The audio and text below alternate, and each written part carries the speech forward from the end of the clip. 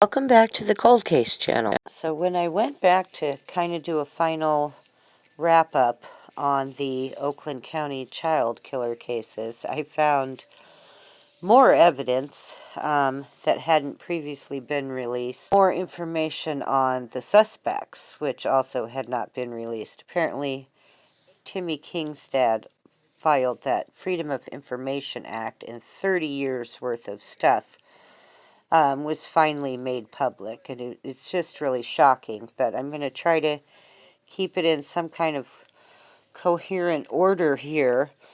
So starting out, I found more information that mimicked the Richard Chadek case in terms of holidays. And, there's no way to know if this is coincidental, but it looks like Mark was taken the day after Valentine's Day. Jill was found the day after Christmas. Christine was taken the day after New Year's. And Timothy was taken the day before St. Patrick's Day. Mark Stebbins was taken right after Christopher Bush returned from Europe. Timothy King was taken right after Christopher Bush was released from jail. Christine Mihalik had been at the 7-Eleven next to, I guess it's a bowling alley where her mother worked, and Christopher Bush was a frequent customer there. Christine was also the granddaughter of a police officer. Now, another kind of interesting thing is that each of the kids was taken from one location and then left in another. And so Christine was taken in Berkeley and found in Franklin. Then Mark was taken in Ferndale and found in Southfield. Jill was taken in Royal Oak and found in Troy. But now Timothy King, he actually was left in another county. So he was taken in Birmingham and left in Livonia, which is actually Wayne County. It's not Oakland County. But Livonia, the longest working investigator on the case was from. That kind of helped, because with all the mixing back and forth of different towns and counties, they ended up with, it says 2 county agencies, 1 state agency, 5 city agencies, all investigating. So there were as many as 300 detectives working on the case. Another twist with Timothy is that he was still warm when he was found, and it seems that maybe they purposely left him right around shift change, I believe, is what I came across, to, just throw more stumbling blocks into the investigation. So it was just certainly a mess. Okay, and then so looking into the evidence, apparently there was a young child using the alias Sebastian who reported that he saw Christine get into a police officer's car. Now remember, her grandfather is a police officer. The Sebastian called it into the tip line, and they wouldn't take him seriously. He said they, quote, chastised him for calling it in. And just basically said that he's wrong or he's lying, whatever.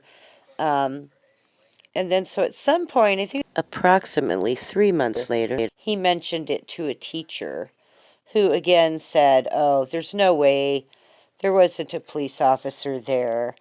And I guess she did at some point contact some authority, because he says that the police showed up at the school and began harassing him, shoved his face into a desk, threatened to have his mother arrested and his brothers split up and put into foster care, and told him that he just needed to forget that he ever saw such a thing happen. So, of course, that scared him off. Now, I think it also said that there was a witness who said they saw Jill Robinson with a police officer, and I might have her confused with Christine, but I do believe that I came across that. Someone had seen Jill, and there was a reporter who said, don't just tell the kids not to take rides from strangers. Tell them not to take rides from anyone. So they did have some indication that there were, police or teachers, doctors, pastors, whatever, involved in this. And so even people that they thought were trustworthy were also to be, held to some suspicion. Now, one of the suspects, this Archibald Sloan, he was a former volunteer fireman, and so he did have a badge. So there's a possibility that there was a connection to that. But there was other police involvement that I'll get into a little later. So I wouldn't put a lot of stock into that. Now, there was an issue where the day that Mark Stebbins was taken, Sloan was working as a tow truck driver, and so he apparently called the police and said, hey, I'm going to be working late tonight, so the lights are going to be on, but don't bother checking. It's just me.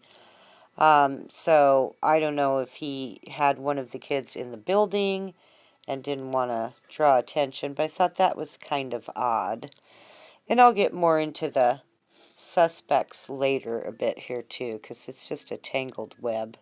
Because now I found a few more kids that seem to be connected to this that just are not included in the reports anymore. So there was a little boy from Allen Park. Now, he was 13. His name was James Davidson. And he was held from June 22nd to June 26th of 1974. He survived the attack. They said he may have suffered possible brain damage. So again, he was taken in Allen Park and left in Oakland. He was kept for 4 days. And initially, I guess his name was included in the Oakland County, but then at some point, they took that out. Now, there also was an 8-year-old boy named Eddie who was molested on Fox Island quite badly and ended up in the hospital. His mother went to the police. It was at that point that the Fox Island case broke, and they did eventually find a concrete connection. So that's why I'm going to go ahead and include that child in here as well.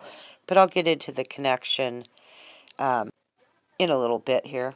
Now, there were also 2 kids, at least, who seemed to have escaped from possible kidnapping, and they just never went to the police. Like, I don't know that they even realized at the time what had happened. One of them became an investigative journalist, and he did uncover a lot of new information, and he collaborated with Timothy King's big sister over the Freedom of Information stuff that had been amassed, finally.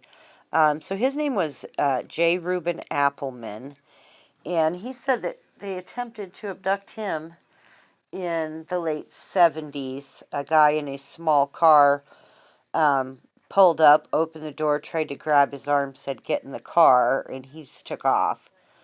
So he said that later in like 2005, after he had become a parent, it just kind of dawned on him the reality of what he had, escaped. Keeping in mind that even after the arrests and the deaths and suicides of these different individuals who were involved, there was still a huge pedophile network, going on in that area. So things hadn't, ended. They just went back underground. So there was a young girl who reported that she was walking past her school alone, kind of after everything had died down with the case, and someone with those same famous sideburns approached her and was like smiling and making strange noises, like a bird or something, she said. I don't know. Very odd. But she ran and ran all the way home.